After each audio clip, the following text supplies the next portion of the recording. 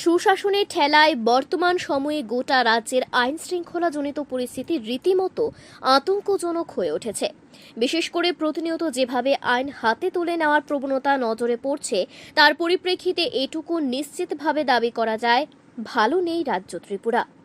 এরই মধ্যে আজ অর্থাৎ মঙ্গলবার বিশালগড়ের ঘনিয়ামারা পঞ্চায়েত জেলা এলাকাতে ত্রিপুরা পুলিশ সাব্বির আহমেদ এবং তার স্ত্রী সংঘবদ্ধভাবে তাদের প্রতিবেশী গৃহবধূ রোজিনা আক্তার এবং তার ছেলে সন্তানের ওপর আক্রমণ সংঘটিত করে।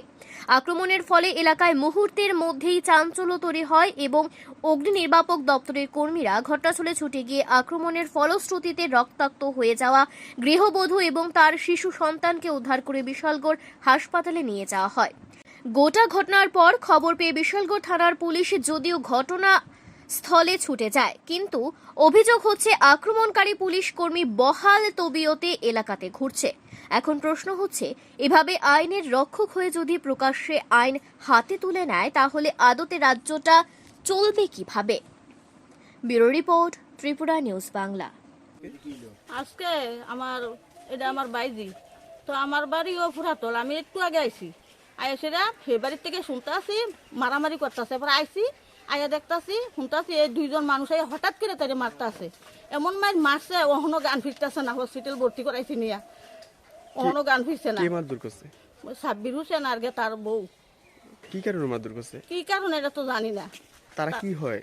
তারা কিচ্ছু হয় না, শুধু মারধর করছে। শুধু মারধর করছে। কিছু তো একটা আছে, কিছু দেখতে আছে। মানে মনে করেন স্বামী স্ত্রী তারা বাড়ি একটু ঝগড়া টাকরি করছে, করণে কি হয়েছে কি না মনে খুব তার স্বামী যায় হেন তার কাছে কইছে কোনো কিছু কথা হেফরাইয়াত এই মায়ের মারছে।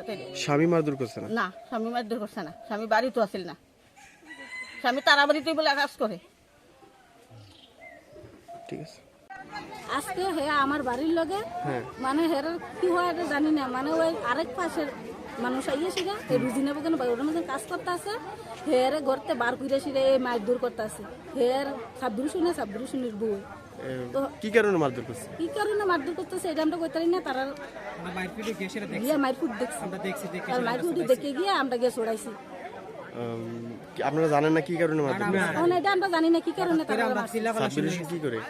হের একটা আইনের সার্কি করে, ও আইনের সার্কি করে, পুলিশের সার্কি করে। হের বউরুলেই যারে মারধর করছে হের জামাই কি আসল না বাড়িতে? না, হের জামাই বাড়িতে আসলো, খাল্লা বাড়ির মাঝে। হের একটা ছোট্ট ফুলা আসলো। কয়জনে মারধর করছে?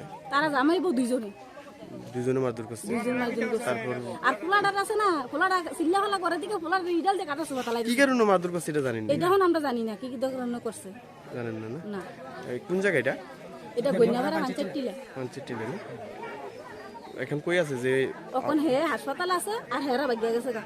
এতক্ষণ আমরা ধরে রাখছিলাম, আটকে রাখছি। এরপর আছে না তারা ওই গেছে গিয়ে সেটা করে ভাগ্য গেছি। আর আমরা খোঁজ খবর করে পুলিশ আইছে এখানে?